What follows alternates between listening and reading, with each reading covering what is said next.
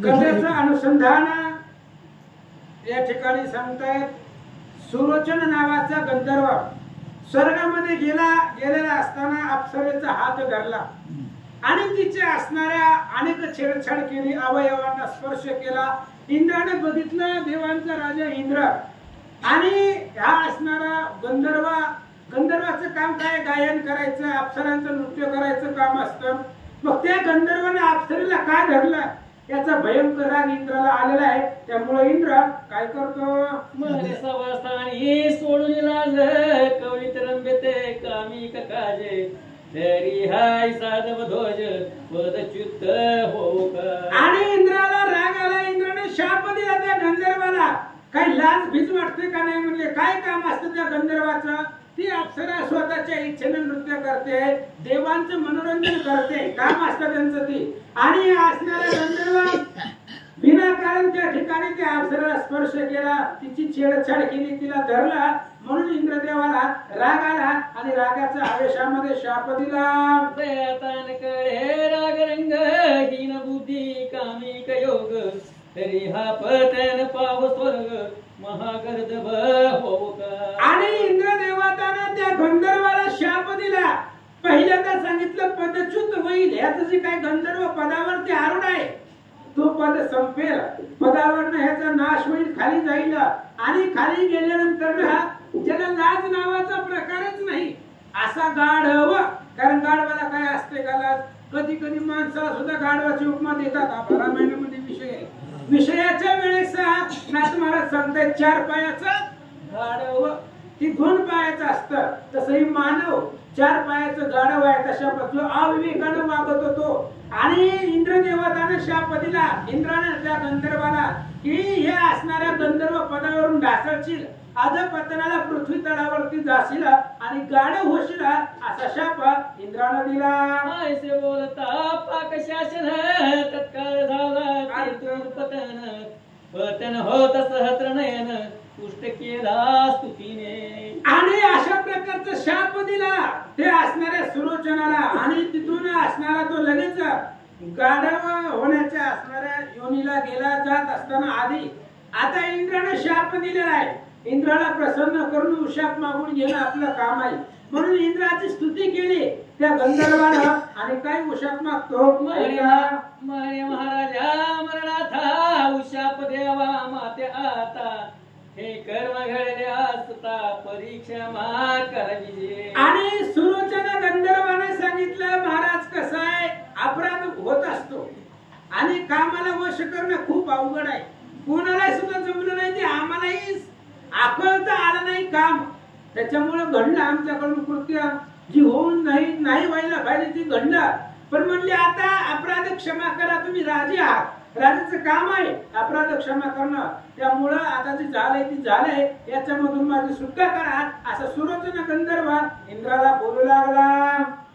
तू दयावंत प्रज्ञराशी सदा कवारधी पाडीसी तेरी पोटी घालून अपराधीशी समाधान हो पावे. ऐका तुम्ही देवांचे राजे आहेत इंद्रदेव. आणि अपराध छोटासा आहे, तुच्छ अपराध आहे. आणि एवढ्या अपराधासाठी एवढा भयानक शाप देणं तुमच्यासारख्या राजाला शोभत नाही. तुम्ही स्वतःला दयाळ म्हणवता. आता उद्धार करून घ्यायचा आहे, शापामधून मुक्तता करून घ्यायची आहे. म्हणून इंद्रदेवाची स्तुती करू लागला. नसेल ती दयाळ, पण बोलायला काय जाते. आपल्याला हे असणाऱ्या शापामधून मुक्त करवायचंय. म्हणून सुलोचन गंधर्व सांगू लागला तुम्ही दयाळ आहात, दिनाचं प्रतिपालक आहात, आमच्यावरती क्षमा करा आणि मला याच्यामधून मुक्त करा असा गंधर्व सांगू लागला. नगरी माझे अपराध देशात तेरी तो दृष्टी समप्युषा मीरवी का मधवरी.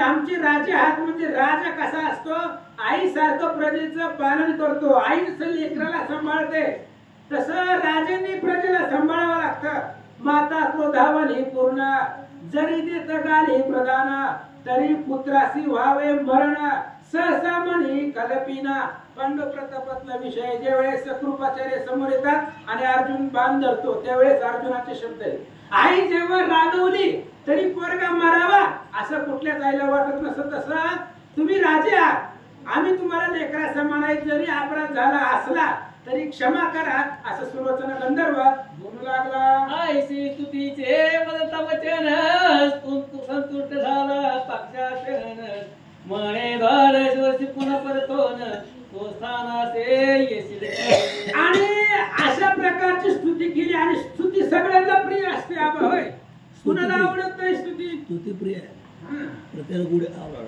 त्याच्यामुळे मग लगेच इंद्र प्रसन्न झाला आता एवढं मोठं स्तुती केल्यामुळे इंद्राला आनंद वाटलाय बघ म्हणले आता आम्ही पण शाप दिलेला आहे त्याच्यामुळे आता तुला ते भोगावंच लागणार आहे पण तू एवढं आमची स्तुती केली 12 वर्षापर्यंत तुला गाढव म्हणून व्हावं लागल पृथ्वी तलावरती राहावं लागल आणि 12 वर्षानंतर ना तुझा उद्धार होईल तू तुझ्या गंधर्व पदाला येशील असं इंद्रदेव बोलतात येशील परी कैसे कर्म मी तुला दिस जो नरेंद्र उत्तम ज्याते सत्यावर नाम महिला गी मिरवत असे आणि येशील तू स्वर्गाला गंधर्व पदावरती आरूढ होशील पण कसा होशील म्हणजे कसं होशील तर मिथुला नावाचं नगर आहे आणि त्या नगराचा राजा आहे आणि त्या राजाचं नाव सत्यवर्मा त्या राजाचं नाव आहे तू असणारा मिथुला नगरी सांभाळतोय पुन्हा काय होईल सांगतो ऐका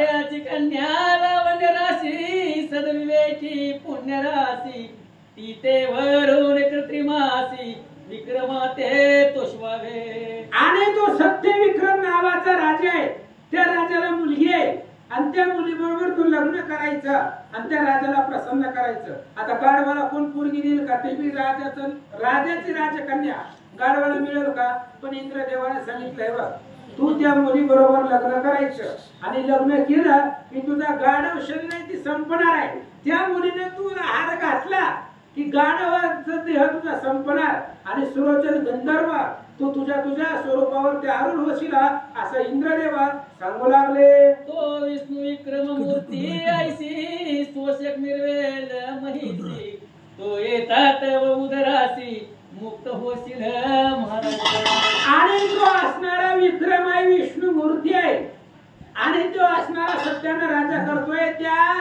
विक्रमाच्या मुली बरोबर लग्न केल्यानंतर ना पुन्हा तुमची असणारी या गाढव देहामधून जे काही शाप झालेला आहे त्या देहामधून तुमचा उद्धार होईल असं इंद्रदेव सांगतात पाहता विक्रम सुताचे मुख हरेल सर्व शाप दुःख मग भूलोकाती होऊन विनमुख स्वर्ग लोकवासी होशी तू आणि विक्रमापासून विक्रमाच्या मुलीचं लग्न झाल्यानंतर ना पुन्हा मुलीबरोबर त्याचा होणार त्यांच्या कुठे विक्रम झाला आणि त्याचं मुख पाहिल्यावर ह्याला मुक्ती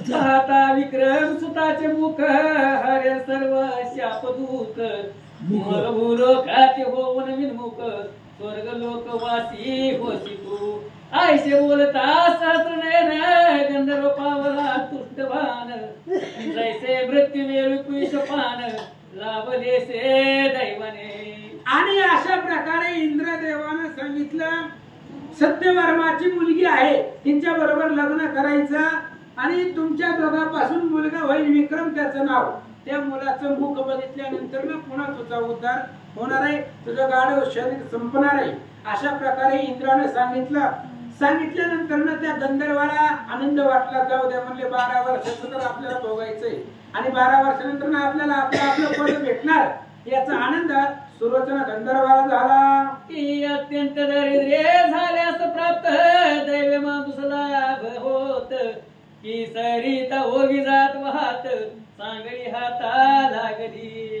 की परम दुष्काळी न मिळे अन्न भणंग रूप दाली दुरून ते अपंगे सुरभिने तैसे झाले गंधर्वी आसु मग तो सुरचन तया झाले स्वर्गपतन वायू चक्र मितुळा कानन सेवित झाला येऊनी. आणि असं म्हणले अशा प्रकारे इंद्राने शाप दिल्याबरोबर स्वर्ग पतन झालं. पतन म्हणजे खाली येणं आणि ऊर्ध्व म्हणजे वर जाणं. पतन झालं त्याचा, स्वर्गामधून तो खाली आला आणि मिथुळा देशाच्या परिसरामध्ये गाढव म्हणून तो असणारा गाढवाचं शरीर त्याला प्राप्त झालं आणि नगराच्या आसपास जे गवत आहे त्या असणाऱ्या गवतावरती तो असणारा गाढव उपजीविका करू लागला. परी तो येताच स्पर्शिता मही होऊन गेला गर्दामध्ये मग रासब पंक्ती कानन प्रवाही करू लागे नित्यश. आणि पुन्हा ज्या वेळेस त्याने स्वर्गामधून खाली येत असताना गंधर्वाच्या देहामध्ये होता आणि जमिनीचा स्पर्श झाल्याबरोबर त्याचं शरीर बदललं गेलं आणि गाढवाचा देह प्राप्त झाला. आणि गाढवाचा देह प्राप्त झाल्यानंतर ना पुन्हा जमिनीवरचा गवत वगैरे तो खाऊ लागला. त्या गावी कुल्ला कबट उत्तम नामे असे सुवट तो संचारोनी कानन वाटे गर्दवाते शोधित असे. आणि त्या गावामध्ये एक कुलाल होता, कुंभार. कुंभार. आणि तो असणारा कुंभार फिरत फिरत फिरत फिरत त्याच वनामध्ये आला. ज्या वनामध्ये ही सुलोचन गंधर्व गाढव म्हणून विचरत होता, फिरत होता, त्या वनामध्ये तो असणारा कर्मठ कुलाल फिरत फिरत आला. शोध शोधिता कवट कुल्लाळ देखिले गर्द मंडळ त्या गर्दभात हा शाप बळ गर्दव रूपी मिरवित असे. आणि तो असणारा कुंभार आपल्या वनामध्ये त्याचीही गाढव होती त्या वनामध्ये. मग आपल्या गाढवाचा शोध घेत घेत घेत घेत आलेला होता एक कुंभार. आणि आल्यावरती शापरूपी गाढव त्यात मिसळलं त्याच्या गाढवामध्ये आणि मिसळून पुन्हा आपल्या असणारी सगळी गाढवाचा कळप घेऊन तो कुंभार आपल्या गावाकडे आला. मग तिने हा कोणी गर्दव समजत नेता झाला सोसदनात त्यात सर्व गर्दव त्यात उल्हास शाळे घातला.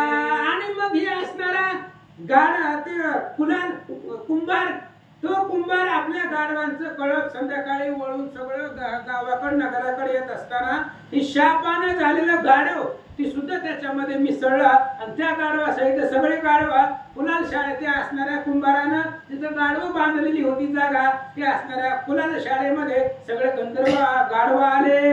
गेला परी बहु दिवस तया कुल्लाळ गृह असे यावरी कमटतो सदनास दरिद्रात पावला. आणि तो असणारा अनेक दिवस झाला गाढव त्या कळपामध्ये राहत होता. शापानं झालेलं गाढव त्या कुंभाराबरोबर राहत होता. पण काही दिवसानं दिवस फिरत असतात, काही सांगता येत रोजचा दिवस सारखा असतंय का? आज श्रीमंत आहे तर उद्या गरीबी असते, काय सांगायचं असते. आणि त्या असणाऱ्या कुंभाराचे दिवस फिरले आणि कालांतरानं तो गरीब झाला, दीन झाला. सगळी इस्टेट संपत्ती त्याची संपली. नशिबानं प्रार्थनेने त्याला दारिद्र्य केलं. पुन्हा काय झालं तेणे करुणी गर्दव समजत ओपिले परा घेऊन वित्त परी तो गर्दव स्वसदनात रक्षुनिया ठेविला. आणि त्या कुंभारानं काय केलं, आता गाढव विकायची वेळ आली. गाढव सगळे विकून 4 पैसे घेऊन आपला प्रपंच भागवायचा असा विचार कुंभारानं केला. सगळी गाढव विकली. पण जी शाप रूपानं गाढव तिथं आलेलं होतं तेवढं एक गाढव त्या कुंभारानं आपल्या कुलाल शाळेमध्ये ठेवलं म्हणतात. रक्षिला परी एकटद्वारी गर्दव मनी विचार करी एकांती एकट्या परी कमट कुल्लाळे ठेविला. आणि मग त्या असणाऱ्या कुंभारानं एकच गाढव जे त्यांच्यामध्ये नवीन मिक्स झालेलं होतं आणि शापबद्ध होतं तेवढं एकच गाढव त्या कुंभारानं ठेवलं, बाकी सगळी विकून टाकली. हे असणाऱ्या गाढवाने विचार केला ही गाढव नव्हतं, हे गंधर्व होता. पण गाढवाचं शरीर होतं, बुद्धी गंधर्वाचीच होती, त्याची ज्ञान हे सगळं त्याच्यापाशी पराक्रम अद्भुत होता, फक्त शरीर गाढवाचं होतं. आणि या गाढवाने विचार केला, शापबद्ध गाढवानं एकांत बघू आपण जिथं कुणीच नसेल, कुंभार एकटा असेल त्या एकांतामध्ये त्या कुंभाराबरोबर आपण चर्चा संवाद करावा असा विचार गाढव करू लागला. मग रात्र पाहुणी 2 प्रहर कुल्ला ते बोले उत्तर की सत्यवर कन्या सुंदर करून द्यावी मज कांता. आणि एकांत पाहिला त्या गाढवानं कुंभाराला मध्यरात्रीचा प्रहर. गाढवाचं पिक्चर रिपीट आठवा, तीच आहे दुसरं गाढवाचं लग्न, तीच आहे एखादा. मला पण ती पिक्चर आठवून सांगायला लागले. आणि मग एकांत मध्यरात्रीचा समय पाहिला आणि त्या गाढवानं कुंभाराला बोलायला सुरुवात केली. कुंभारापाशी कोणीच नव्हतं दुसरं तिसरं. आणि त्या कुंभारानं तो गाढवाला बोलू लागला, म्हणले या नगरीचा राजा सत्यवर्मा आहे आणि त्या सत्यवर्माची मुलगी एक सुंदर आहे त्याला, आणि त्या मुलीचं माझं लग्न लावून दे. असं गाढव त्या कुंभाराला बोलू लागला. आयसो दीन दीन पुकारिता कमटकानी होय ऐकता. मग सदना बाहेर येऊन तत्वता निज दृष्टीने विलोकी. आणि ती गाढव मध्यरात्री एकांताच्या वेळेला बोलत होता.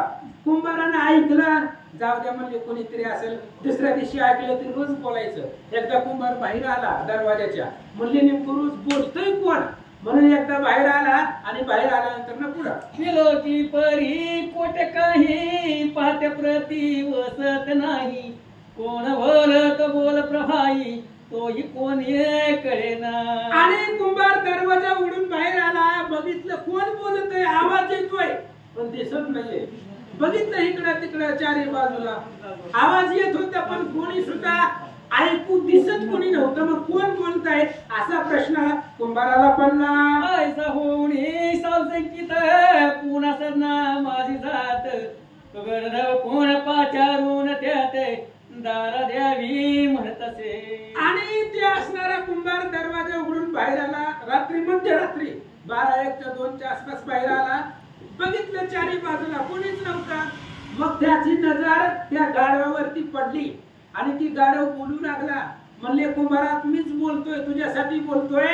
त्या सत्यवर्माची पोरगी त्याच्या बरोबर मला लग्न, त्या पोरी बरोबर मला लग्न करून दे आणि त्याची मुलगी मला बायको करून दे. असं तो गाढवाच्या मुखातून कुंभारानं ऐकला. कोण कमट येत परतून पाहता बोले याचे वदन. परी गर्दव बोलत ऐसे वचन हे तो कोणा कळेना. आणि त्या कुंभारानं जवळ आला गाढवाच्या. त्या गाढवाचं तोंड हालत होतं, गाढवाच्या मुखातून आवाज येत होता. पण कसं शक्य वाटलं, आजपर्यंत ऐकलं का कधी गाढव माणसाला बोललेलं? त्याला बी खरं वाटत नाही गेलं गाढव कसं काय बोलेल. पण पुन्हा पुन्हा त्याच्या तोंडाकडे पाहू लागला. ते गाढवाच्या मुखामधून शब्द बाहेर येत होते. असं चालू होतं. मग संशयित होय चित्ती कोण बोले तो ग्रह प्रती.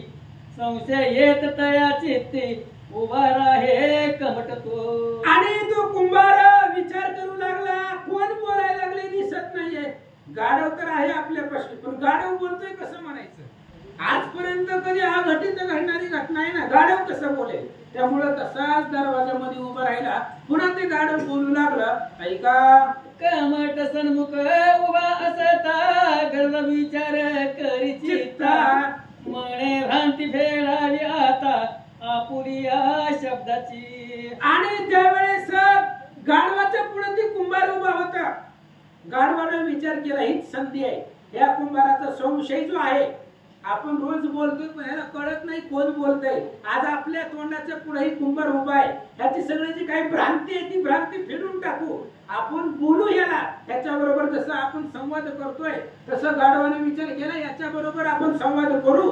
म्हणजे याची जी काही भ्रांती आहे ही सगळी फिटेल. असं तो गाढव विचार करू लागला. कमठा जवळ पाचून बोलता झाला गर्द वचन. म्हणे महाराज संशय धारून पाहता अससी की मरत तू. आणि ते असणाऱ्या गाढवाला कुंभाराला हाक मारली. म्हणले इकडे या महाराज, मीच बोलतो, दुसरं कोण नाही. म्हणले मीच आहे. म्हणले तुम्ही येताय इकडे तिकडे बघताय. म्हणले काय बघू नका, मीच बोलतोय. म्हणले तुमच्या मनातला संशय दूर करतो.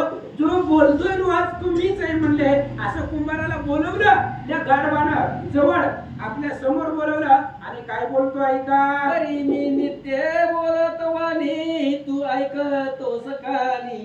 तरी सत्यवर मॅची मज नंदिनी करून देई ते भाजा. आणि त्या असणाऱ्या गाढवानं कुंभाराला सांगितलं, कुंभारा रोज मीच बोलतोय पण तूच लक्ष देणं गेलंय. मीच बोलायला लागलोय ऐक. म्हणले हे बघ पुन्हा त्या गाढवानं बोलायला सुरुवात केली. कुंभारा एक गुह्य सांगतो, ह्या गावाचा राजा सत्यवर्मा आहे, त्याची एक मुलगी आहे आणि ती मुलगी मला बायको करून दे असं गाढव कुंभाराला बोलू लागला. ऐसे गर्धव बोलता वचन कमट खोचे भय करून, जरी हे ऐकेल पराने तरी शिक्षा होईल आमुते. आणि ते गाढव बोलू लागले कुंभाराला, म्हणले त्या सत्यवर्मा राजाची मुलगी मला बायको करून द्या. असं ऐकल्याबरोबर कुंभार घाबरला ना, आसपास बघितलं आधी कुणी आहे का, कुणी ऐकलंय का, कोणी ऐकल्यावर मार खायची लक्षण येत नाही, काय चांगलं आहे का, राजाची मुलगी गाढवाला. त्याच्यामुळं त्याने विचार केला, आधी बघितलं आपल्याला कोणी बघितलंय का, जर कुणी नाही बघितलं नाही, पुन्हा त्या व्यक्तीने विचार केला कुंभारानं, अहो काही सोप आहे का, राजा कुठं गाढव कुठं, कसा मेळ लागायचा, असा विचार कुंभार मनाला करू लागला.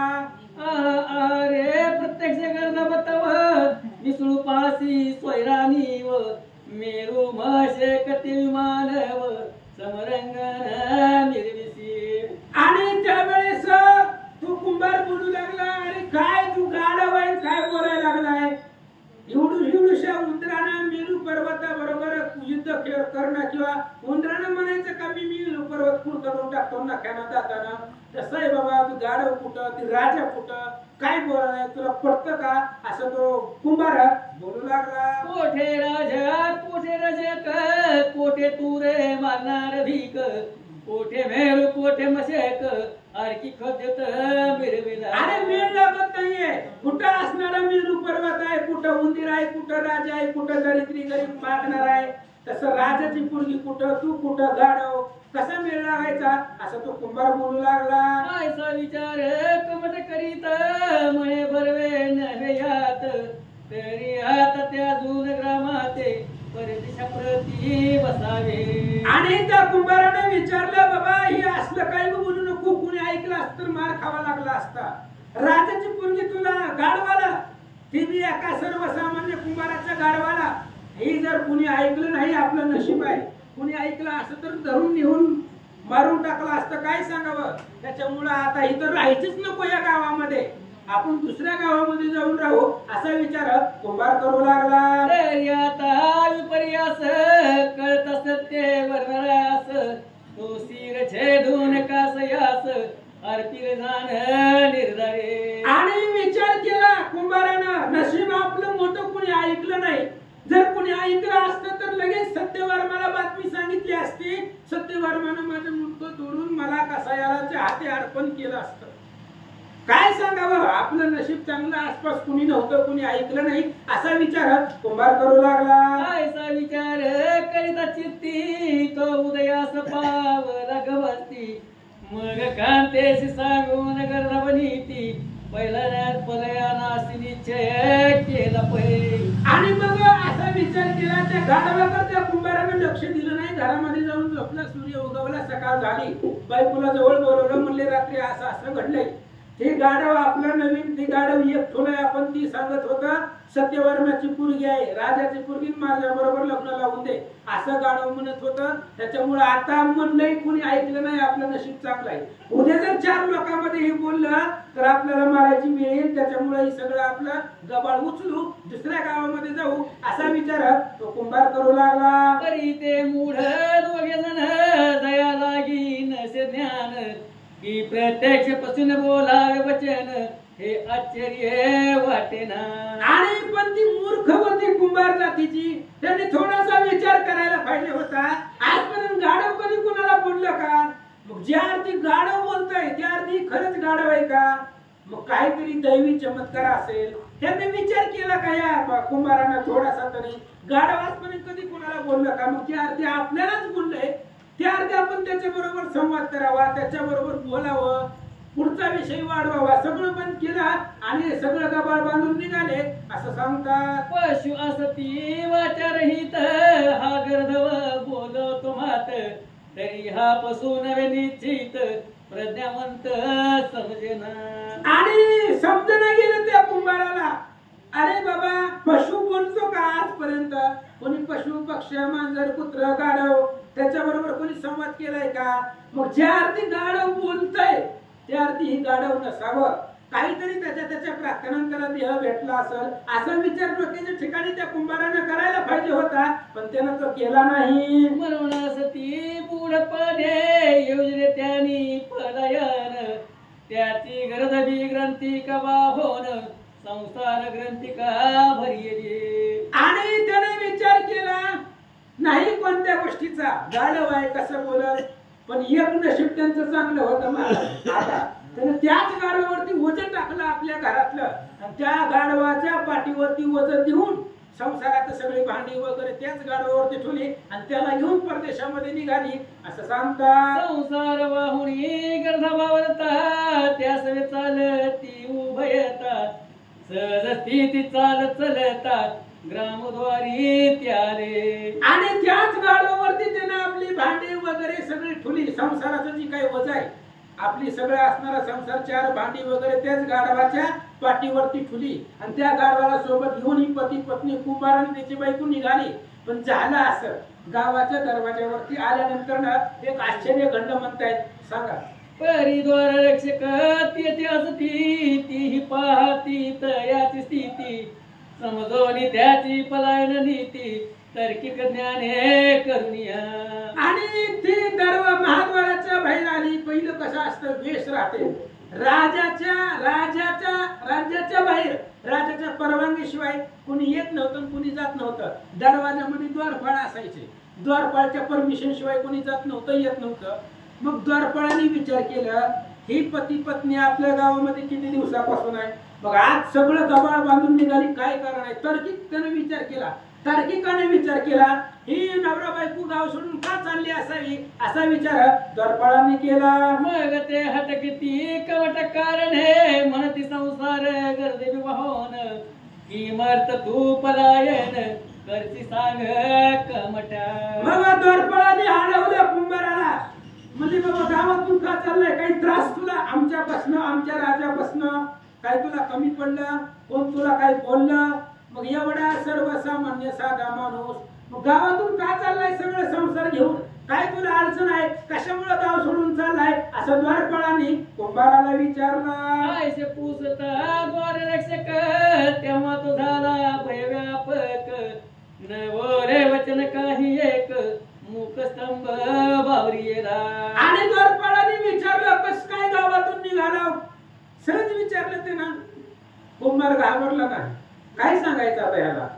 गप बसला तो कुंभार, जसं खांब असावा, खांब एखादं झाड, अशोक नावाचं वृक्ष उभं लांब लांब सरळ असतं, ते जसं असावं एका जागी न हलणार, तसं कुंभाराचं तोंड व काहीच बोलणं नाही, सुचना गेलं त्याला बोलायला. काय झालं परत, तरी ते ना युक्ती प्रयुक्ती पलायना अर्थ पुसती, परी तो नवरे दुःख प्रती, संशयात विरवत असे. आणि ती द्वारपाळ युक्ती प्रयुक्तीनं त्याला विचारण्याचा प्रयत्न करत होती. द्वारपाळ फक्त विचारू लागले, गाव सोडून का चालला, काय अडचण आली तुला सांग. पण त्या कुंभाराच्या मनामध्ये संशय होता, ह्याला जर खरं कळलं तर मारून टाकील आताच. त्याच्यामुळे कुंभार घाबरलेला होता. कुंभाराच्या मनामध्ये संशय होता, काय सांगावं ह्याला, आपण गाव सोडून चाललोय, का चाललोय, गाढव बोलतोय, राजाची पूर्वी करायची म्हणते, ही सांगितल्यावर त्याला पटेल का, बरं ही सांगण्यासारखी गोष्ट आहे का, आपल्याला मारून टाकतील ना. संशय होता कुंभाराच्या मनामध्ये, म्हणून तो काहीच बोलला नाही. पण द्वारपाळ सुद्धा जाऊ देत नव्हते, परत त्याला विचारत होते, काय झालं.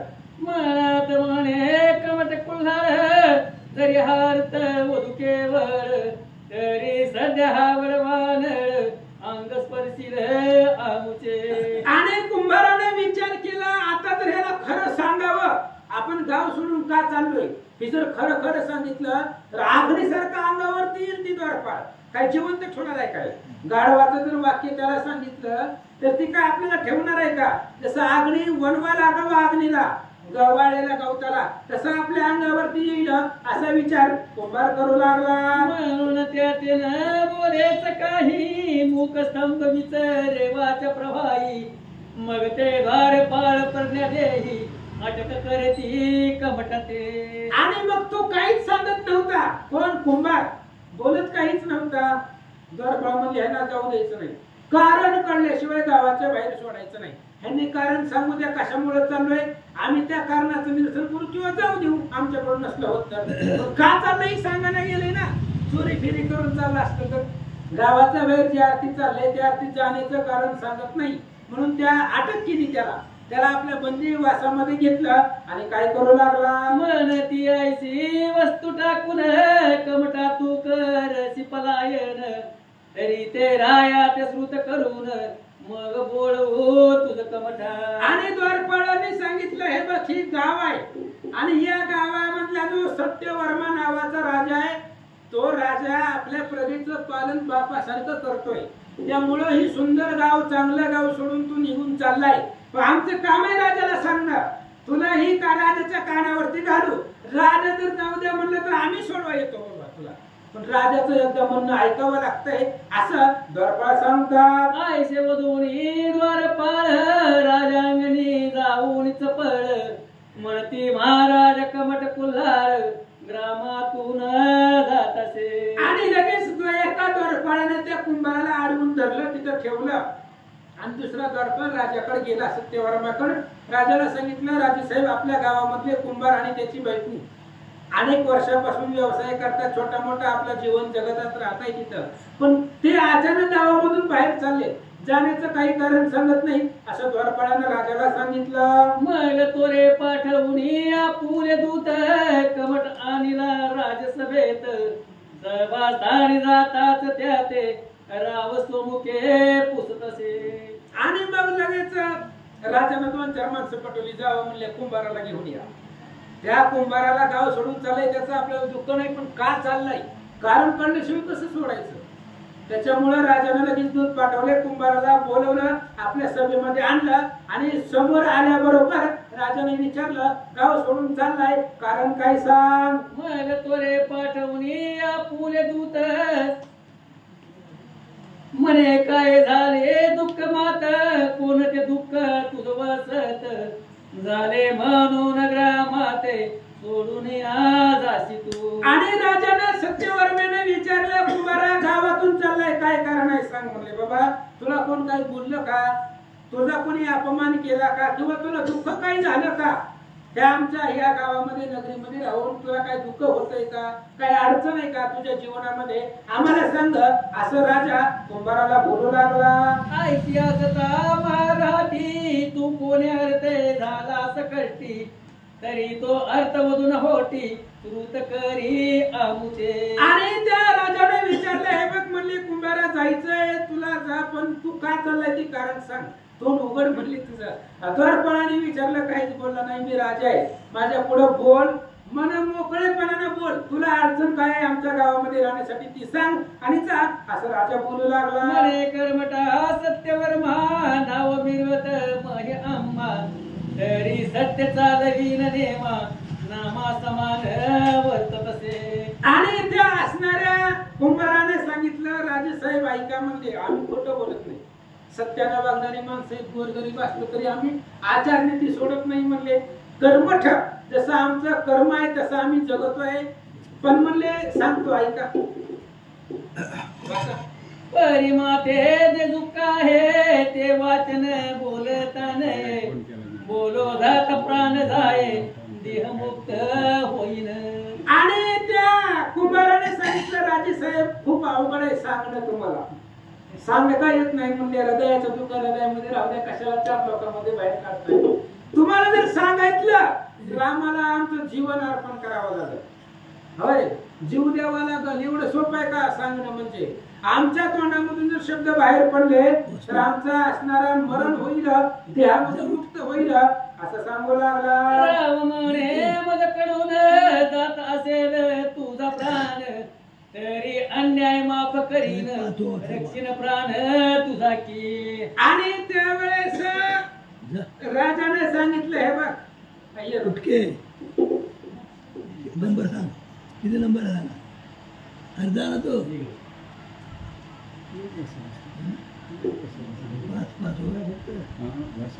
तिल्या बोला कारणे यश गुरवीत असेल म्हणे तरी माझे सदैव वचन घेई कमटा तो घेई कमटा ते पर्यंत वाचायचं. आणि मग त्या असणाऱ्या राजाने विचारलं कुंभारा तुला जर भीती वाटत असेल की मी बोलल्यानंतर ना राजा मारील दंड करील ती वचन घे हो, हातात हात देऊन तुला वचन देतो, तुझ्या अंगाला हात लावित नाही, तुला काही बोलत नाही.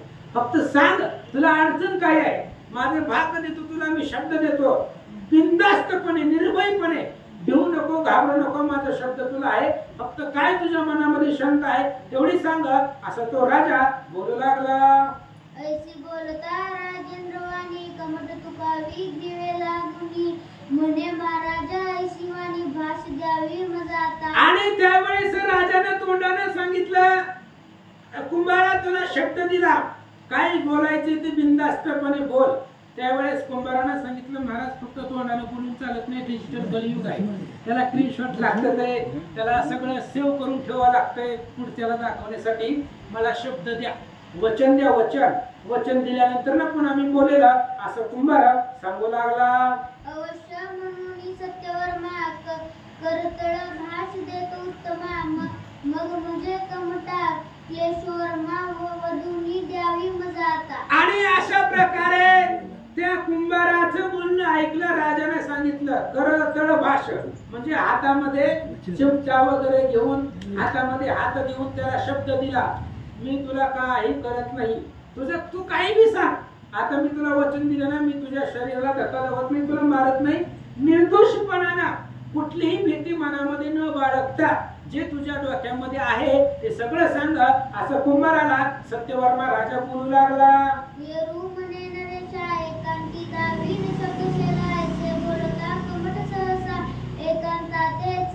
आणि त्या असणाऱ्या कुंभाराने सांगितलं, राजेसाहेब ही गोष्ट चार चौघामध्ये बोलायची नाही. चार चौघामध्ये कसं सांगायचं, तुम्ही एकांतामध्ये चला, तिकडे लांब सगळी सभा विसर्जन करा, जिथं आपण दोघंच असेल अशा ठिकाणामध्ये जाऊ. म्हणून राजाला तर घेऊन तो कुंभार एकांताच्या ठिकाणी निघाला. कमट आणि नरेंद्र एकांती बसले शुद्ध आश्रमा मग कमट म्हणे राया कामा मम क्लेशाचे अवधारी. आणि त्यावेळेस दोघ जण एका आश्रमामध्ये गेले, म्हणजे जिथं कुणीच नाही, पूर्ण आश्रमामध्ये दोघ जणच असतील अशा ठिकाणी राजा आणि कुंभार गेले. आणि गेल्यानंतर त्या कुंभाराने सांगितलं, राजा मला जे दुःख झालेलं आहे, मला जे अंतःकरणामध्ये क्लेश आहे, त्या क्लेशाचं जे काही झालेलं आहे ते सगळं सांगतो, ऐका. हे राया तू सर्वमूर्ती तवरींची कन्या होती, नाम जियेचे सत्यवती महिवरती मिरवित असे. आणि त्या कुंभाराने बोलायला सुरुवात केली, राजेसाहेब तुमची असणारी मुलगी, तिचं नाव सत्यवती आहे आणि जगामध्ये अतिशय सुंदर आहे, तरुण युवती आहे आणि जगामध्ये सर्वश्रेष्ठ तुमची मुलगी आहे, असं तो कुंभार बोलू लागला. तरी काय सांगू प्रयास एक गर्दभ मम सदनास तो रात्री पाचारुनी आम्हास विपरीत वाणी बोलत. आणि काय सांगायचं राजेसाहेब, तुमची मुलगी सत्यवती नावाची आहे, पण काय आश्चर्य, माझ्या घरामध्ये एक गाढव आहे, ती गाढव रोज रात्री मध्यरात्री 12 वाजता ओरडत आहे, म्हणतोय त्या राजाची मुलगी जी आहे सत्यवती तिच्या बरोबर माझं लग्न लावून दे, असं विपरीत बोलतोय म्हणले. असं कुंभार सांगू लागला. बोलत असे कैसे रीती की मजदारा करून येते सत्यवती ऐसे बोलता चक्रवर्ती भेवाक्त मन माझे. आणि राजेसाहेब ते गाढव बोलतोय, ते बोलतोय, तिसरं काहीच बोलत नाही, त्याचं म्हणणं एकच आहे, त्या सत्यवर्माची पोरगी सत्यवती तिचं नाव आहे आणि ती माझ्या बरोबर लग्न करून मला बायको करून दे असं मला बोलतोय, म्हणून मला भीती वाटायला लागली, असं कुंभार राजाला सांगू लागला. अहो हे पासून काय बोलत जरी रयाते होत श्रुत मग तो माते सदनासहित कोपा नाही जाळील. आणि मी विचार केला, एवढं पशु आहे, गाढव आहे आणि राजाच्या पोरगी बरोबर लग्न करायचं स्वप्न बघतोय, आणि ही जर गोष्ट दुसऱ्याला कळली किंवा कदाचित राजालाच कळली तर राजा मला जाळून टाकील कोपाग्नीनं, माझं घर कुटुंब परिवार सगळं नष्ट करून टाकील, ही भीती माझ्या मनामध्ये होती राजेसाहेब. म्हणून मी कोणाला काही न बोलता ते गाढव माझी बायको परिवार घेतला आणि गावातून बाहेर निघालो होतो, पण तुमच्या द्वारफळाने अडवलं. ऐशा गयाची उमदुनी वार्ता त्रास योजिला फुले चित्ता म्हणून राया सोडून स्वार्था ग्रामा बाहेरी जातसे. आणि म्हणून राजा मला भीती वाटली, हो असल्या प्रकारचं विपरास आहे, पशु एकतर बोलत नाही, ती बोलायले राजाच्या विरोधात बोलायले. त्याच्यामुळे जर कोणी ऐकलं असतं मला दंड झाला असता ही भीती माझ्या मनामध्ये होती राजे साहेब, म्हणून मी गाव सोडून चाललो होतो, असं कुंभार राजाला सांगू लागला.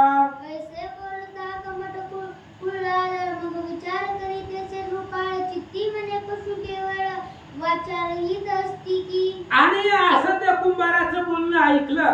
राजाला राग आला नाही, राजा विवेकी होता. त्याने विचार केला हे जे कुंभार आपल्याला सांगत आहे, ज्या अर्थी गाढव बोलतय, एकतर पशु कोणताच बोलत नाही, वाचा फक्त मानवाला आहे. माणूस बोलू शकतो, पशु कोणताही बोलत नाही. ज्या अर्थी गाढव बोलतय त्या अर्थी काहीतरी याच्यामध्ये आश्चर्य आहे, काहीतरी एक जगावेगळं लौकिक याच्यामध्ये असेल, ईश्वरी ताकद याच्यामध्ये असेल, असा विचार राजाने केला. तरी तो पशु न म्हणावा सर्वथा कोणीतरी असेल देवता परीक्षेवीन माझी चित्ता पशु वेशे नटला असे. आणि राजाने विचार केला, म्हणले ज्या अर्थी गाढव बोलतय त्या अर्थी ती गाढव नाही, त्या गाढवाच्या रूपामध्ये कोणीतरी देवता आहे. आणि माझी परीक्षा घेण्यासाठी झाला असेल गाढव, माझी परीक्षा किंवा मी माझी मुलगी गाढवाला देतोय का नाही हे बघण्यासाठी कोणीतरी देवता गाढवाच्या वेशामध्ये त्याला बोलत असेल, असाच विचार कुंभाराने केला असता. पण नाहीये, त्यानं तो राजाने विचार केला सतसत विवेक बुद्धीनं ही गाढव नसून कोणीतरी ईश्वरी ताकद याच्यापाशी आहे, कोणीतरी देवता असेल, माझी परीक्षा बघण्यासाठी तो गाढव झाला असेल, असा विचार सत्यवर्मा राजाने केला.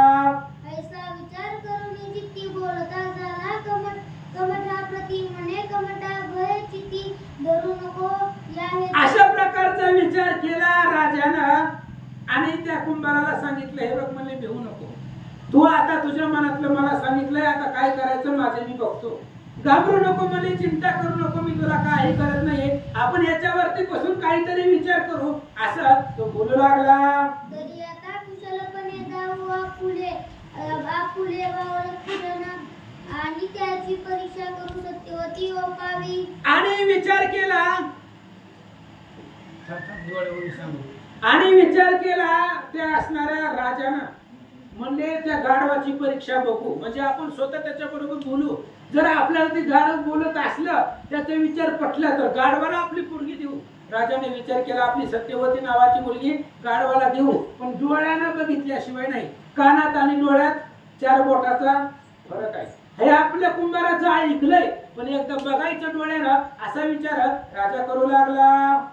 श्री गणेशाय नमः, श्री पांडुरंगाय नमः, श्री प्रभु रामचंद्राय नमः. करी तू आता सेवनी सदन स्वस्त करी आपुले मन, गदर्भ करिता तू ते भाषण उत्तर युक्ती तू ऐक. आणि त्या राजाने सांगितलं कुंभाराला हे बघ भिवू नको, म्हणलं एवढ्या गोष्टीसाठी घाबरत असतात का, माघारी जा तुझ्या घरी आणि आनंदाने राहा. पण उद्या समजा उद्या जर तुला गाढव बोललं आणि म्हणलं त्या राजाच्या पुरी बरोबर मला लग्न लावून दे, तर मी सांगतोय तसं त्या गाढवाला उत्तर द्यायचं, असा तो राजा कुंभाराला बोलू लागला.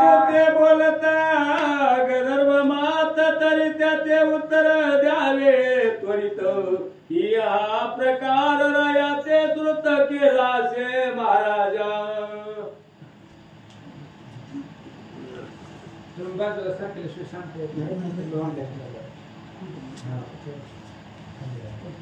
तू ते बोलता गदर्भ मात तरी त्याचे उत्तर द्यावे त्वरित, ही हा प्रकार रायाचे श्रुत केला से महाराजा.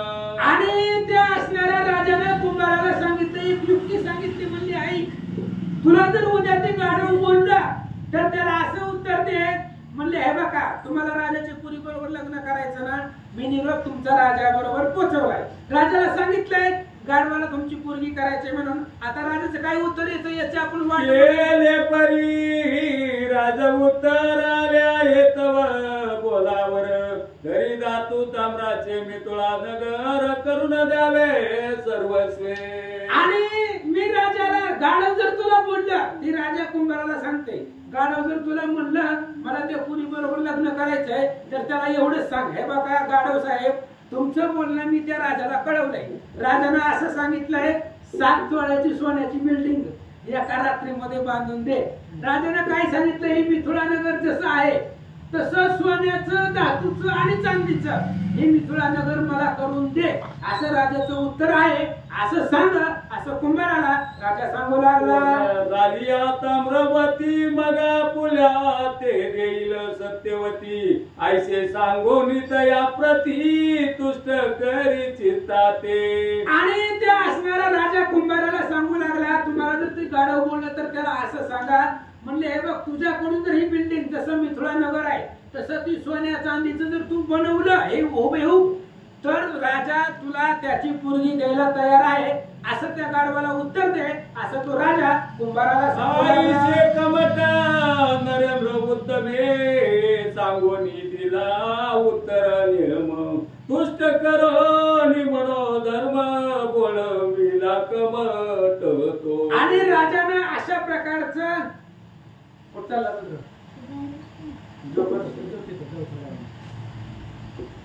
अशा प्रकारे ते असणाऱ्या राजानं सांगितलं, म्हणले हे बघ तुझा नियोजन जसं मी सांगितलं तसं त्या गाढवाबरोबर संवाद कर.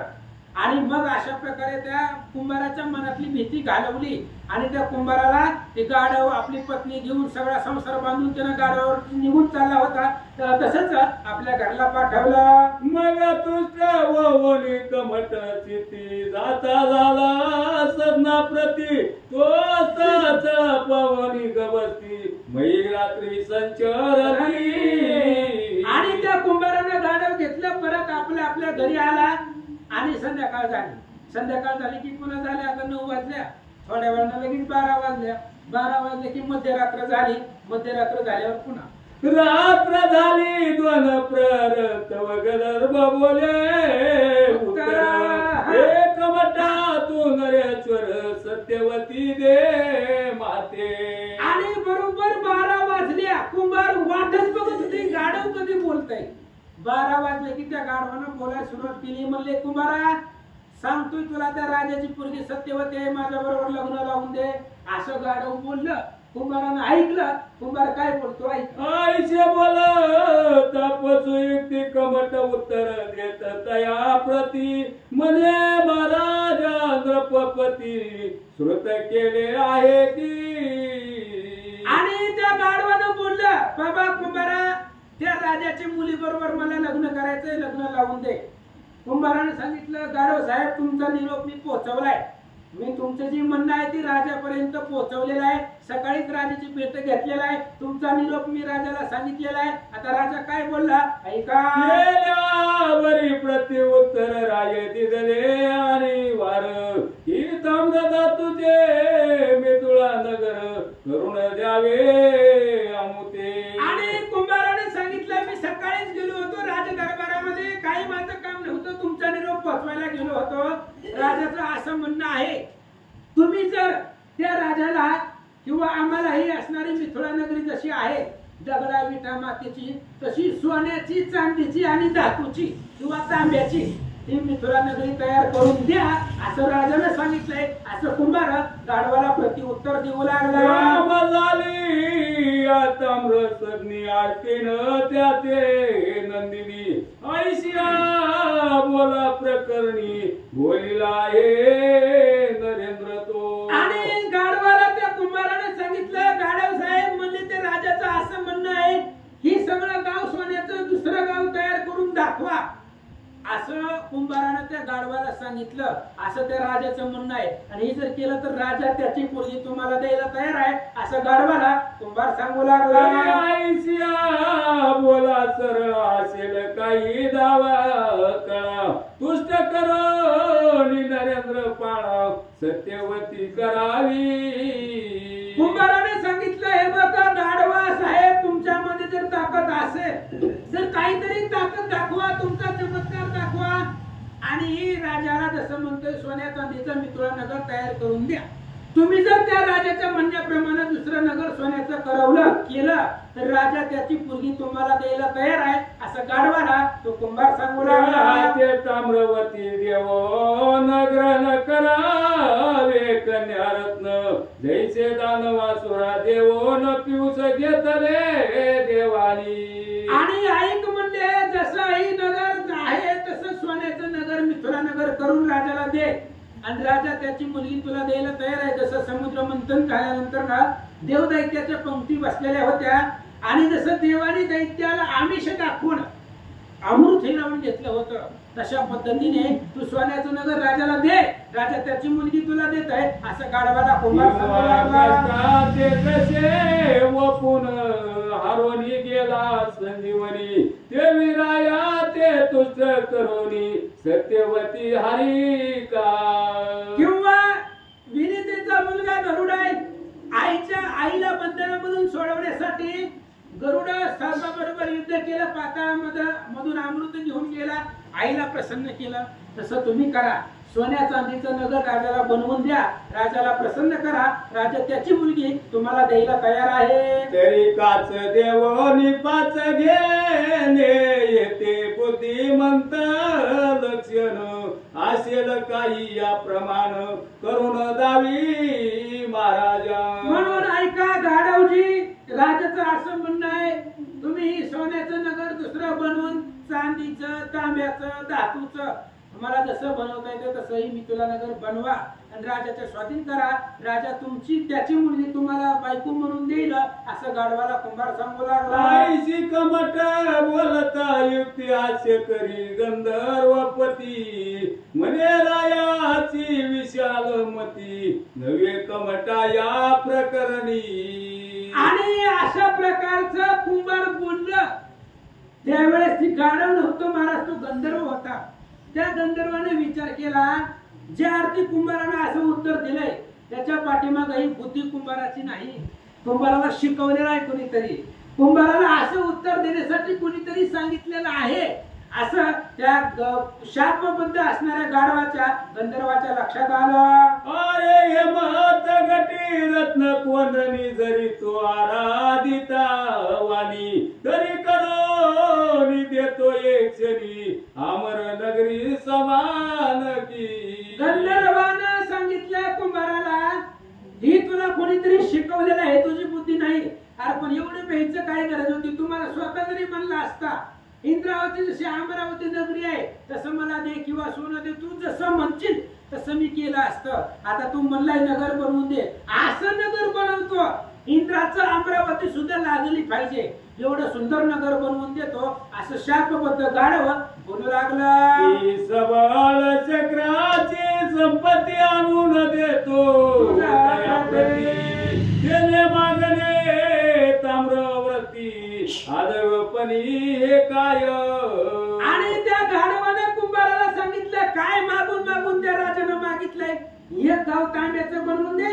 अरे त्यानं इंद्राची आखी इस्टेट जरी मागितली असती जरी आणून दिली असती. इंद्र स्वर्गाचा राजा आहे, देवादिकांचा राजा आहे आणि इंद्राकडे जेवढी संपत्ती आहे तेवढी ब्रह्मांडामध्ये कोणाकडेच नाही. इंद्राचे ऐश्वर्य जरी मागितलं असतं तरी सुद्धा मी त्या राजाला आणून दिला असता. आणि काय एवढी शुल्लक गाव करून दे म्हणून मागवलंय असं तो गाढव बोलू लागला.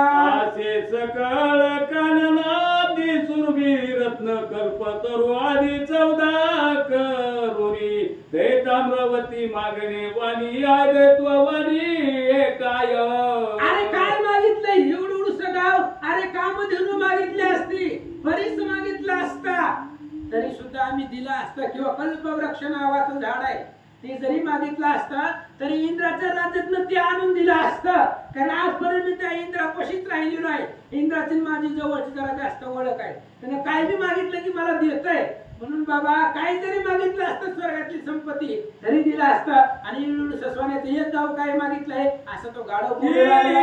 सुरभी आपली रत्न मागता देतो आणून ते ताम्रवती नगर पूर्ण आदैव वाणी हे काय. अरे आदैवानं काय मागितलं एवढं एक गाव सोन्याचं.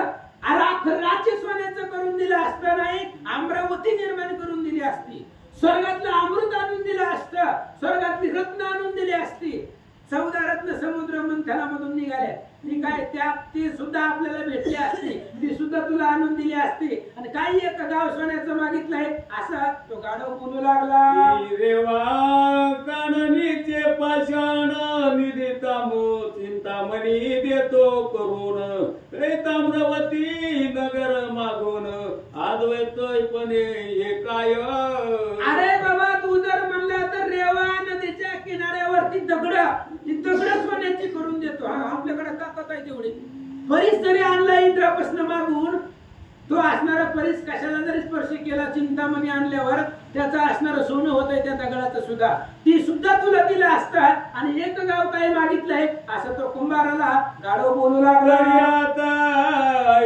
असो कैचे जैसे त्याचे संचित तैसे बुती होये प्रकाश प्रारब्ध बळे अनुक्रमे. आणि त्या गंधर्वानं सांगितलं, गाढवाने सांगितलं, हे बघ जसं प्राप्त नाही तसं माणसाची बुद्धी असते. बुद्धी नशिबाच्या बाहेर त्याला बुद्धी आठवतच नाही. ज्याचं जेवढं संचित आहे तेवढं त्याला भेटतंय. अरे तू जर अमरावती मागितली असते, सोना चांदी दाग दागिने कल्पतरू चिंतामणी अमृत रत्न काहीतरी मागितलं असतं तरी आणून देण्याची जाणत होती माझ्यामध्ये. पण तू मागून मागून काही एक गाव सोन्याचं तांब्याचं करून मागितलंय ना, तेवढं देतो. तुझ्या नशीब जेवढं आहे, संचित जेवढं आहे तेवढंच तुला मिळेल, तेवढंच तुला देईल असं गंधर्व बोलू लागला. कमटा तीन गोती जावनी सांगावे राया प्रती, ही मी तुला ग्राम ताम्रवती ग्रहण करी नरेंद्र. आणि लगेच त्या गाढवाने सांगितलं, जा आत्ताच जा, 12 वाजताच जा, डायरेक्ट राजाकडे जा आणि राजाला सांग त्या गाढवानं बनवलंय म्हणले ताम्रवती नावाचं नगर सोन्याचं. तुम्हाला पाहिजे ना, ती सोन्याचं बनवलंय सगळं. मिथिलानगर ताम्र केलेलं आहे, सोन्याचं चांदीचं केलेलं आहे असा निरोप राजाला जाऊन सांग. आवश्य म्हणून कुल्हाळा जावं निवंदिला मी तुला पाळ म्हणे महाराजा भूपा कुशळ बोलीला ते ऐकावे. आणि ती गाढव तिथं हल्लं बी नव्हतं, पण गाढवाने सांगितलं, जा राजाला सांग हे मिथिलानगर तांब्याचं बनवलंय म्हणून सांग म्हणले. आता त्या गाढवाच्या शब्दावरती विश्वास ठेवून गेले. मध्यरात्री राजाला उठवायला झोपीतलं 12 वाजता. म्हणले, ऐका राजे साहेब, ती गाढवाला मी बोललो, तुमचा प्रस्ताव मांडला, त्यानं असं उत्तर दिलंय. कसं म्हणे सिद्ध करोनिया सत्यवती कृपे ओपिजे माझे हाती, आज रात्री ताम्रव्रती निज दृष्टी पाशील. आणि त्या गाढवानं सांगितलंय, राजे साहेब तुमची जी मुलगी आहे सत्यवती, ती लग्नासाठी मला अर्पण करण्यासाठी तुम्ही लग्नाची तयारी करा. बाकी तुम्ही चिंता करू नका. सकाळी सूर्य उगवायच्या आधी तुम्ही जी मिथिला नगरी तांब्याची मागितलेली आहे ती तुम्हाला ताम्रपर्ण करून सकाळी तुमच्या दृष्टीला दिसेल असं गाढवानं माझ्यापाशी आईचे पशुचे वागवचन कमट मुके राव ऐकोन आवश्य कुल्हाळा ते म्हणून सदना ते पाठवी. आणि त्यावेळेस असं कुंभाराचं बोलणं राजानं ऐकलं. राजा म्हणला, अरे बाबा टाइम बघत जा येताना, 12 12:30 वाजता कोणाच्या बी घरी जातात का म्हणला. हे बघ आता तू घरी जा, झोप निवांत, त्या गाढवाचं त्या नगराचं काय करायचं आमचं मी बघतो असं राजानं त्या कुंभाराला सांगितलं. आणि त्याच्या घरला त्याला पाठवलं. कुल्हाळ येताची स्वधामा म्हणे प्रज्ञिका गंधर्व उत्तमा राया सांगत ऐसा महिमा स्वीकारिले रायाने. आणि ते कुंभार लगेच घरी आलं. गाढवाला सांगितलं, गाढव साहेब, गाढव महाराज म्हणले, ऐका तुमचा निरोप राजाला देऊन आलोय. आता सकाळ काय होतंय तुम्ही ती सत्यवती राजा बघून घ्या. आता माझ्याकडे काही येऊ देऊ नका. तुमच्या दोघांमधलं निरोप एकमेकाला कळवले तर असं तो कुंभार बोलू लागला. मग प्रत्यक्ष होता विश्वकर्मा म्हणे महाराजा गंधर्व उत्तमा कवान कामी काम तुम्हा वेदलासे महाराजा. आणि लगेच इकडे असणाऱ्या त्या गाढवानं विश्वकर्म्याला बोलवलं. विश्वकर्मा म्हणजे प्रतिसृष्टी निर्माण करण्याची ताकद आहे. दुसरी सृष्टी निर्माण करणं म्हणून त्याला विश्वकर्मा म्हणतात. तो विश्व दुसरं तयार करू शकतो. त्या विश्वकर्म्याला बोलवलं. विश्वकर्मा मध्ये रात्री आला झोपीतनं उठून. म्हणले, महाराज एवढ्या रात्री फोन केलाय, काय काम आहे म्हणले, सांगा. कशासाठी बोलवलंय, आम्हाला काय मनामध्ये चिंता आहे असं विश्वकर्मा त्या गाढवाला बोलू लागला. ये म्हणे विराट स्वरूप तनया मुख्य माझी ते ब्रह्मकाय काम उदेला गुरु राया मी तुला की जे ताम्रवती. आणि त्या गाढवाने सांगितलं, म्हणले कसं आहे, तुम्ही सगळ्यांची गुरु आहेत, आमचेही गुरु आहे, विराट रूप तुमचं आहे. म्हणले काय माझ्यासाठी छोटस काम करायचंय, ते तुम्ही चलता चलता करू शकता. म्हणले तुमच्यासाठी अवघड आहे का, विश्व निर्माण करता. म्हणले काय करा, हे जे नगर आहे ना, मी तुला नगर ही तांब्याचं करून टाका. म्हणले जाऊन झोपा, दुसरं काय सुद्धा काम नाही. हे मी तुला नगर पूर्ण चमकलं पाहिजे, सकाळी सूर्य सुद्धा फिक्का पडला पाहिजे, असं करा. असं त्या गाढवानं विश्वकर्म्याला सांगितलं. विश्वकर्मा तुझे नाम तरी जाणसी सकळ विश्वाचे कर्म, कर्मावपानी जगद्रुम सुपंत पंता धाविले. आणि तुमचं नाव विश्वकर्मा आहे असं लोक म्हणतात. प्रतिसृष्टी तुम्ही निर्माण करता, तुमच्या कर्मानं जग सुपंथाला लावता.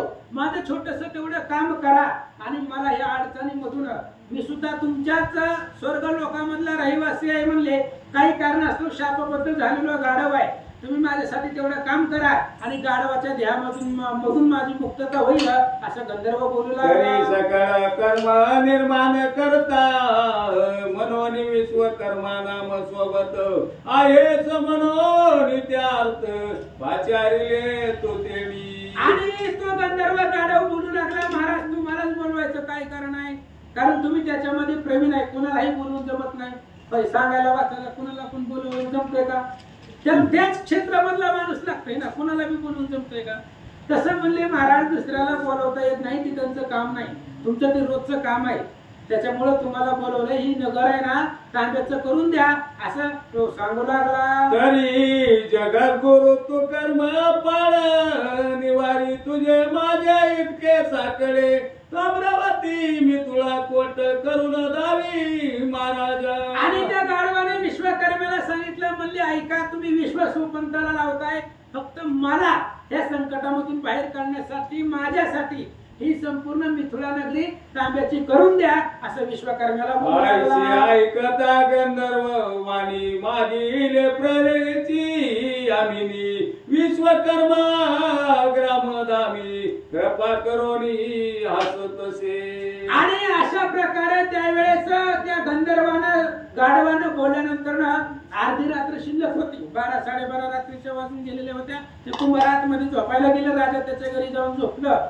एवढ्या वेळामध्ये विश्वकर्मा अजून मध्यरात्र शिल्लक होती. विश्वकर्मा काय सांगतोय का, कृपा द्रष्टी आवित करिता ताम्र धामोक ग्राम समस्त व्याप्त धामे सर्वता ताम्र वर्णी लकलकित. आणि विश्वकर्मा आहे त्यानं फक्त गावावर नजर फिरवली. जो विश्व निर्माण करतो त्याला विश्वकर्मा म्हणतात. आणि त्यानं अर्ध्या रात्रीच्या काही तासामध्ये संपूर्ण मिथिलानगर तांब्याचं केलं. जिकडं बघल तिकडं गरिबाची झोपडी सुद्धा चमकत होती महाराज. त्या नगरीमधली सगळे असणारी घर झळकत होते, चमकत होते, सोन्या चांदीचे तांब्याचे दिसू लागले. असं गाव ते तांब्याचं करून दिलं. राजा अत्यंत दिसवे सकळ कोणी न उरला धामी दुर्बळ ताम्रवटिका सकळ स्थळ ग्राम वितुळा मिरवले. आणि विश्वकर्म्यानं असं केलं, त्या गावामधलं गरीब सुद्धा त्याचं घर सुद्धा तांब्याचं बनवलं महाराज. गावामध्ये कोणी दरिद्री ठोलाच नाही, प्रत्येकाचं घर सोन्यासारखं चकचक चकचक चमकू लागलं. असं लाघव विश्वकर्म्यानं केलं. ऐसे करोन विश्वकर्मा दृश्य की गेला फुले दामा येरीकडे उदयोत्तमा होता पाती ग्रामजन. आणि इकडं रात्रीमध्ये राहिलेल्या रात्रीच्या मध्ये विश्वकर्म्याने सगळं गाव तांब्याचं करून टाकलं. अख्खं झोपडी सुद्धा गावामध्ये ही नदी दरीद गरीबी कोणी राहिलं नाही. सगळ्याची गरज सोन्यासारखी चमकू लागली. विश्वकर्मा निघून गेला आणि सकाळ झाली, सूर्य उगवला. सकाळ सकाळी गावातली लोक जागी झाली 6च्या नंतर. आणि जिथं बघल तिथं सगळं चमकत त्यांनी पाहिलं. ताम्र धातू अंगणा सहित धामे विराजली सुशोभित ऐसे पाहताची अमरमित अपरमित ठक पडले जगाशी. आणि गावातली लोक जिबाजावर झोपलेली होती, जिमनीवर झोपलेली होती, लोखंडाच्या खाटावर झोपलेली होती. ती उठली सकाळी आणि बघू लागली, आपण रात्री सारवून घेतलेलं झोपडीच्या पुढचं ती तांब्यासारखं चमकू लागलं आणि घरामधले सगळे असणारे जी काय होते खाट असेल पाट असेल बाज असेल ती सगळं तांब्याचं झालं आणि तांब्यासारखं सोन्यासारखं ती चमकू लागलं. सगळ्या गावावर लोकांना वाटलं आपण नेमकं आपल्याच गावात आहो का स्वर्गात फिरत गेला असं सगळ्या गावातल्या लोकांना वाटू लागलं. मनती हे काय पूर्व झाले नगडे त्याची घडून आले बरी राये पाताची जाणवले कोण परीक्षा चित्ताते. आणि सगळी लोक म्हणली असं झालंच कसं हे अख्खं नगर कस काय चमकायला लागलं तांब्याचं नगर कस काय झालं. सगळ्यांना आश्चर्य वाटलं. राजाने सुद्धा बघितलं पण राजाच्या लक्षामध्ये आलं की गाढवाचा पराक्रम आहे गाढवाने केलेला आहे म्हणले ती ही राजाच्या एकट्याच्या लक्षामध्ये आलं. पुन्हा काय झालं मग मनात म्हणे सत्यवर्मा कन्या व पिता सुकर्मा बरी लौकिकाती जगदुर्मा येळने ते पावेन मी. आणि त्या सत्यवर्मा राजाने विचार केला आता गाढवाला आपली पोरगी द्यायला काही अडचण नाही. आपल्याला अनुभूती आलेले पण लोकांचं कसं लोक खूप बोलते पुतीला गेला तरी बोलत्यात उगाच जाऊन 2 तास बडबड बडबड बडबड करून येते त्याला बी सुख नाही आम्हाला बी सुखानं असू द्या. लोकांचं कसं असतं बोलत असतात. त्याने विचार केला राजाना आपली मुलगी द्यायला काय अडचण नाही आपल्याला पूर्ण विश्वास आहे ही गाढव नाहीये ही ईश्वरी दैवी शक्ती आहे. पण लोकांचं कसं करायचं लोक माझी हेळणा करतील राजाची पोरगी गाढवाला दिली असं लोक माग पुढे बोलतील माझी निंदा करतील असा विचार राजा करू लागला. तरी हे जगदुर्ग मनवये बले द्युमुख सावध होनी बैसले वय पसुण्याची देखोनी पावले दंशावया गावती. आणि राजाने विचार केला आता लोक बोलणार आहेत पण बोलणार तर आहे. आता लोकांना बोलायला चान्स मिळाला की लोक सोडत नाहीत. लोकांना रामाला सोडलं नाही तुम्हा आम्हाला काय सोडतील.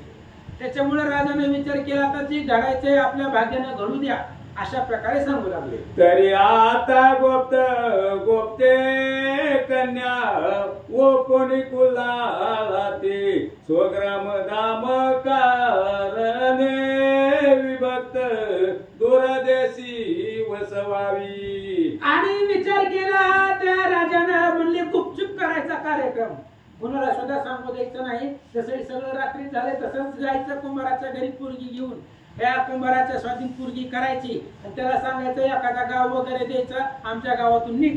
आईचा विचार योजनीची ती मग पाचारोनी कमटा प्रती लोक निंदेच्या सकळार्थी सुचविले तयाते. आणि लगेच कुंभाराला बोलवलं त्या राजानं आणि राजा सांगू लागला महाराज मुलगी द्यायला मी तयार आहे आनंदाने तयार आहे मला कसलंही दुःख नाही. पण लोकांचं कसं लोक बोलणार आहेत उद्या लोक म्हणणार राजाची पोरगी गाढवाला दिली. ह्या लोकांसाठी काय करावं सांगा.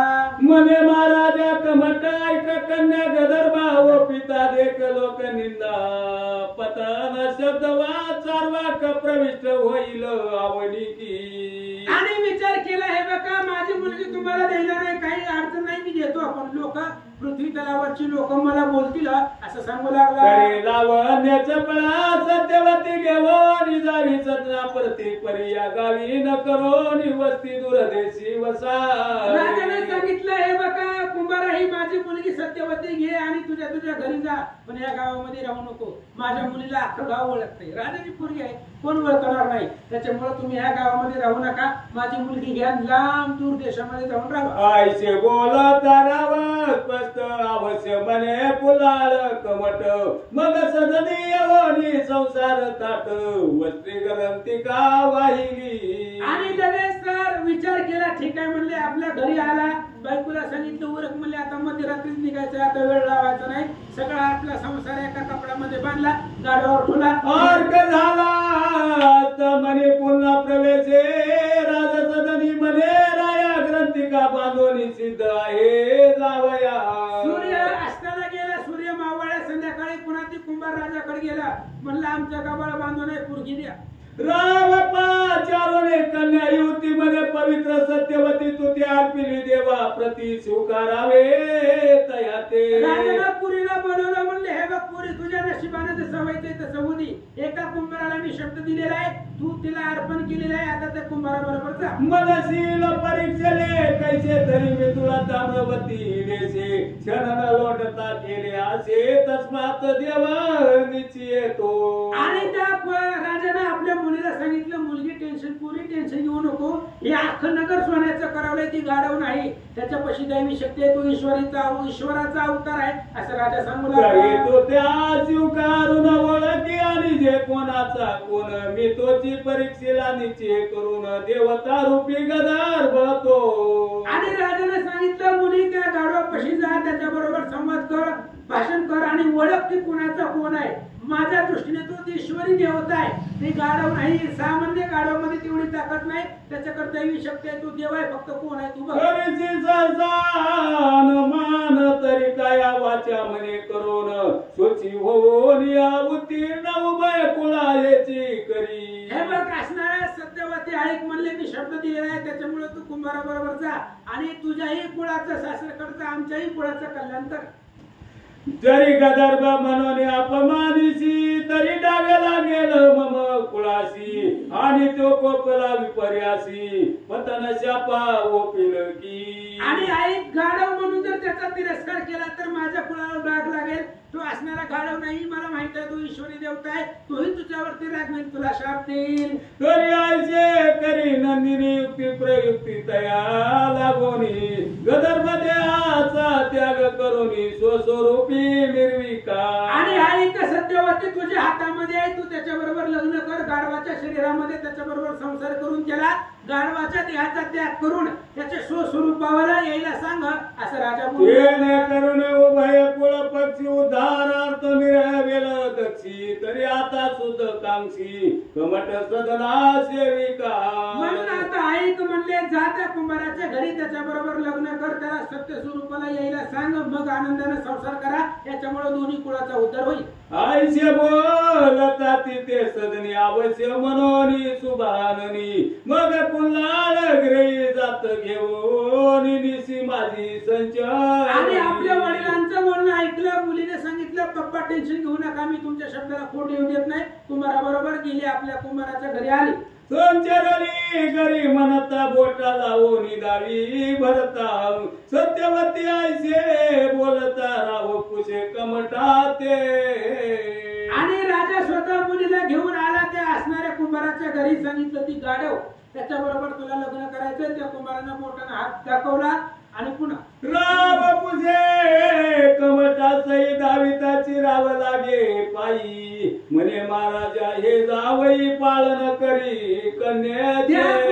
गाढवाकडे बोट दाखवल्याबरोबर राजा गेला, त्या गाढवाच्या पाया पडला, म्हणले, महाराज, माझी मुलगी माझा काळजाचा तुकडा आहे, माझा आत्मा, माझा जीव प्राण तुमच्या स्वाधीन करतो, हिचा व्यवस्थित सांभाळ करा. आईचे बोलतात या पर गदर्भ बोलता झाला उत्तर रावत व भाग्य असे थोर मी जावई तुझ झालो. आणि राजा त्याच्या पाया पडल्यानंतर ती गाढव बोलू लागला, म्हणली, राजा तुझं खूप भाग्य आहे, मी तुझा जावई होणार आहे, त्याच्यामुळे तुझ्या भाग्याचं वर्णन करता येत नाही असं गाढव बोलू लागला. माझी कळा गदर्भ देही लोक याते म्हणतील काही परी आसो निंदा प्रवाही परी धन्य भाग्य तुझे की. आणि तो गाढव सांगू लागला, राजा, आता जरी माझं शरीर गाढवाचं असलं तरी काही दिवस जाऊ दे, मी माझ्या स्वस्वरूपावरती येणार आहे, लोक निंदा करणार, लोक बोलणार, त्यांच्याकडे लक्ष देऊ नको, पण तू भाग्यवान आहे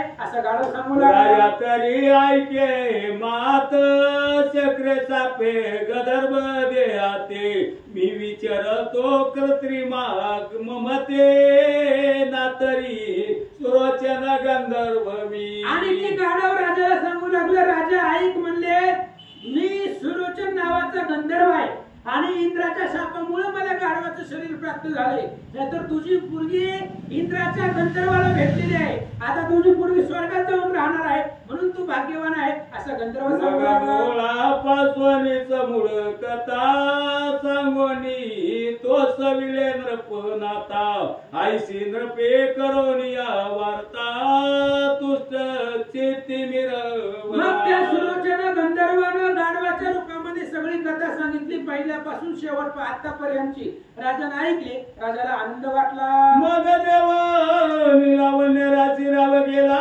स्वसदनाची भरता देव सत्यवशीची गुलाला ते प्रार्थोनिया. मग लगेच राजा त्या गाढवाला बोलला, आपल्या घरी गेला. मग विचार केला, आता सरस्वती आपली मुलगी, याला द्यायला काही अडचण नाही. राव जाता स्वसदनाची कमट सत्यवतीची घेऊनी अवंतिकेचा मार्ग धरोनी गमन करी रात्री. राजा आपल्या नगराला निघाला. इकडे कुंभारानं ते गाढव घेतलं, सत्यवतीला आपल्या हाताला धरलं आणि त्या गावामधून अवंतीच्या दिशेने निघाला. आता पुढील ध्यायी सत्यवती करील काही याची कथा परेसावी अवधान देवोनिया. आणि आता पुढच्या कथेमध्ये सत्यवती आणि त्या गाढवाचं लग्न होणार आहे.